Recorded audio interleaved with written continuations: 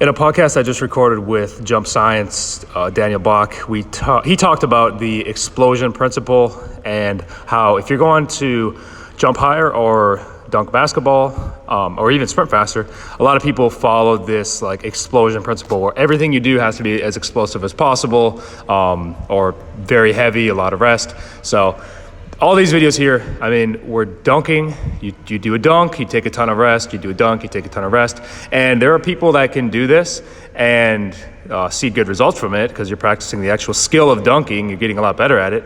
But what Jump Science says is this type of thing does not develop structure very well. So meaning if that's all you do, you could run into like, let's say jumper's knee over time because you didn't develop the muscle, tendon, or even like ligament, bone, or maybe bone would have some adaptation. I'm not entirely sure. But then he even said something like 6 sets of 2 squats does not develop structure very well. So what me and the boys did here is we did a few sets of 3 deadlift. This is getting a lot of force for the muscles of the hip, hamstring, but it's not really developing structure very well because you need volume for that. So what I'm doing here is 8 sets of 5 front squat, which is the hypertrophy cluster rep scheme in the first phase.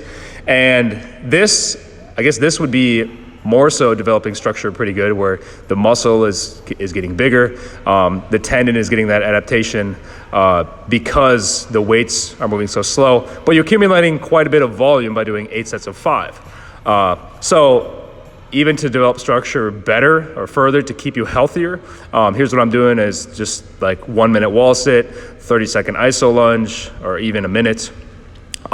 This is like higher volume. You're getting a lot of blood flow. You get all the endurance type benefits, but it's keeping you healthy. So implementing something like iso lunges or isometric holds for a longer period of time is something that is going to develop the structure so you're able to actually get on the court and dunk basketballs and stay healthy. So this is another aspect of vertical jump training that I think is very interesting, where it's not all about only training explosiveness and high force, but you actually want to stay healthy. So give it a go and enjoy.